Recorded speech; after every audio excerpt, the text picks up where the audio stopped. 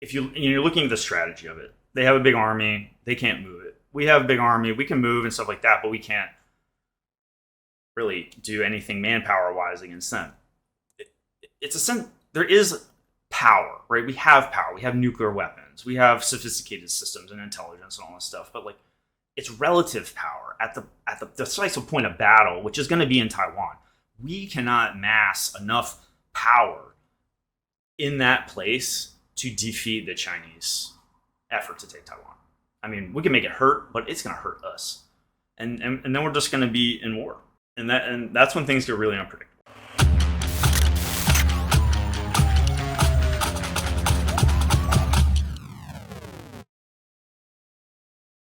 This video and what I'm interested in talking about here is China and why they're beating us. Like, China is fucking beating us every day. You watch the news and you think, oh, we're powerful and we have all these aircraft carriers and we spend all this money and da da da da. They have more people than us. They are on defense. They are in their backyard. They don't need fucking 10 aircraft carriers. They need 1,000 hypersonic missiles, and then our aircraft carriers are in the bottom of the fucking ocean. And there's 3,000 young people floating in the middle of the ocean out there waiting to get picked up, or their bodies get picked up. And it might not just be one aircraft carrier. So, getting into military strategy. Like, these officers and shit, they go to these colleges and they learn Clausewitz at some point, and they learn military strategy, I guess, at some point, but they never implement strategy. It's all ordained from above them anyway, and the decisions are made by these people. Are only operational, essentially. They don't make executive decisions about where the nation puts its soldiers and how we fight and everything like that. You know, we're perpetuating a war industry where, you know, we have to keep the aircraft carriers floating. We have to keep, you know, the troops fed, and we have to, you know, get replacement parts for all the trucks, and we need cleaning solution for all the guns, and everyone needs healthcare. I mean, there's just so much money wrapped up into this system, and then there's people that make money off of that through their little companies or their government officials in the army, within the Department of the Army or something like that. It's just this monstrosity that is just cruising for a bruising, because the enemy has already studied our system. Like, they've taken our measure. Like, they're coming to fuck us down, and you're doing nothing about it. And that's why these generals are failures. But they can't do anything because, you know, they don't have control. You're controlled by the defense corporations, and they're fine with it because they will weather the war, and they'll make even more money. Like, the more war, the more money for them. And those guys are not ever going to go fight.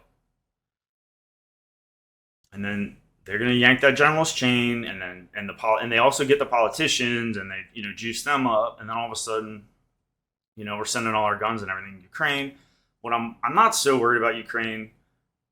I mean, I don't think we're going to get sucked in there. I mean, I think something will happen, some event, and it might be good for us, might be bad for us, but I don't see us getting sucked into total war in Southeast Europe.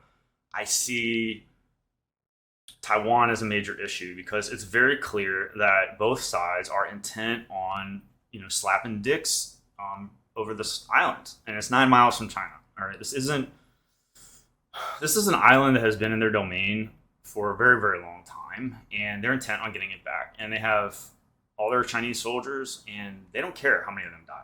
We cannot win a killing contest with them. I was talking about Clausewitz. Defense is a stronger form of war. It's harder to fight an offensive war. Like, look at Putin. You know, it's easier to defend Ukraine than to attack it. And now that the Ukrainians are going back, it's harder for them to attack, and now it's easier for the Russians to defend. Like, defense is always easier.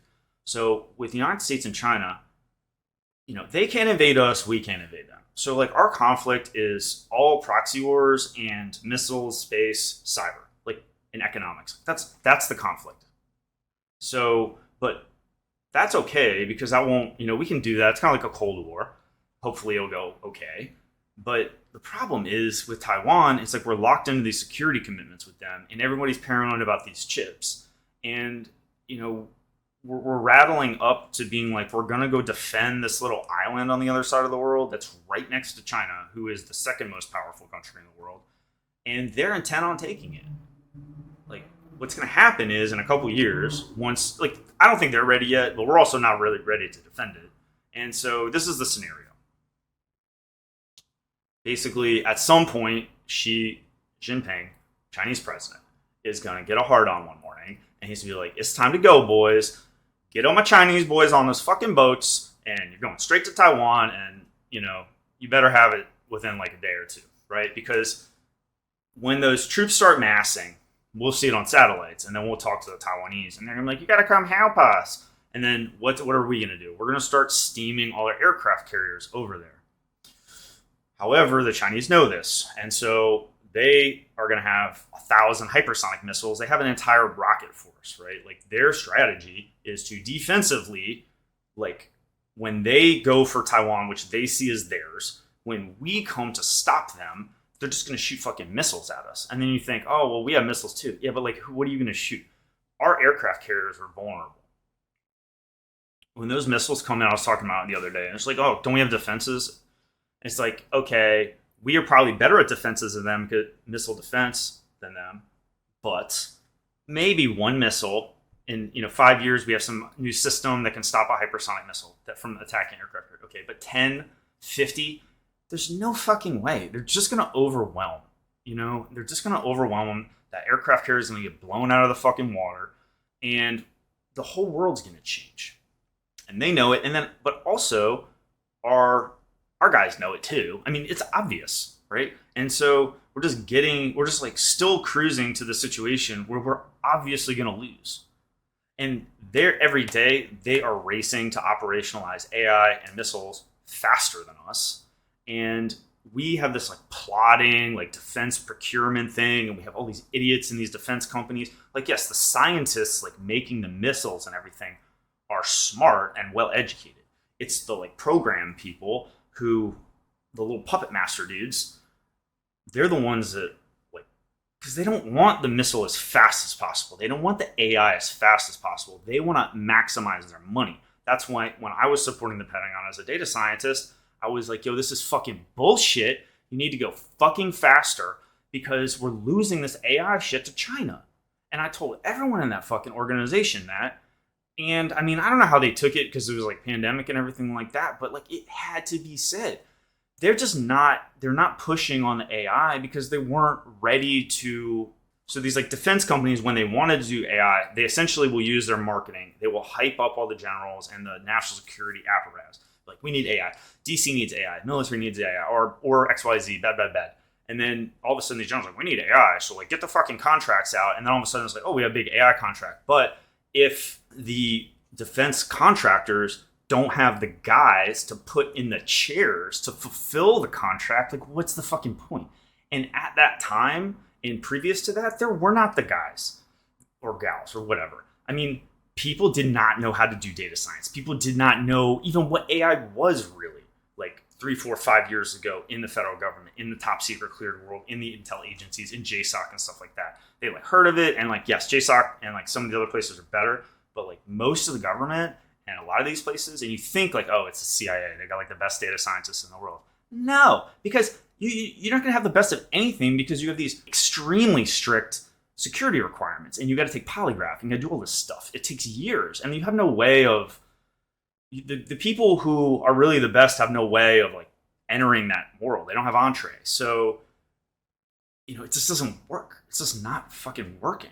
I mean, it's hard to say it. Like, they don't have the guys. They did all these programs and they put all these people through boot camps, and now they're all passed. They're all data scientists. So now the contracts come out. Now Congress spends more money. It's like, oh, it's AI. We need it. Well, yes, and I do. And when I was in there and I advocated for this, I said, I'm like, yeah, we need way more money. But that was obvious. But they were just going slow because they weren't ready. Like, these dudes are not ready. China took off on AI on us way faster. Like, malpractice. Like, you fucking bastards. You fucking let them catch up to us. It's like always these guys in the fucking office buildings. You're the ones that your grandfathers are the ones that fucked it up in the 1950s and let China turn communist in the first place. And, right now it's just business, which is bullshit. I don't know what has to replace this. The security clearance system has to be totally reformed. The defense contracting system and all of this needs to be reformed. And we need normal Americans doing this. This whole thing is like you just waltz out of the military with your big strict clearance, and all of a sudden you got all these contracts flying at you. It's like no. We need like some firewalls to prevent these people who just want to extract money from the government from leading these critical national security efforts. Like, you don't belong, and I'm not negotiating. If you're looking at the strategy of it, they have a big army, they can't move it. We have a big army, we can move and stuff like that, but we can't really do anything manpower wise against them. It's a sense there is power, right? We have power, we have nuclear weapons, we have sophisticated systems and intelligence and all this stuff, but like, it's relative power at the decisive point of battle, which is going to be in Taiwan. We cannot mass enough power in that place to defeat the Chinese effort to take Taiwan. I mean, we can make it hurt, but it's going to hurt us, and then we're just going to be in war, and that's when things get really unpredictable. There's logistics. They're going to have us beat on logistics. They're going to have us beat on manpower. There's this critical infrastructure in Taiwan, this chip-making factories and stuff, which they're moving out. But, that'll be destroyed one way or another. I'm not really worried that the Rangers are going to get wiped out. I mean, I care about the Rangers, and I don't think that the Rangers are going to get anywhere near Taiwan, because a plane full of Rangers wouldn't make it anywhere near Taiwan. It would get shot right out of the sky. So, and then the military knows that. So the Rangers are not going to go. Yeah, maybe some SEALs go in some submarine or something like that. But I'm not worried about them. I'm worried about the aircraft carriers. They're going to send them all out there. And honestly, if the aircraft carriers go down, what the fuck do they care? They'll just make another one. They'll probably make $1 billion making a new aircraft carrier. Like, this is how these people think. They don't care about your sailor. They don't care about your soldier. They care about their bank account.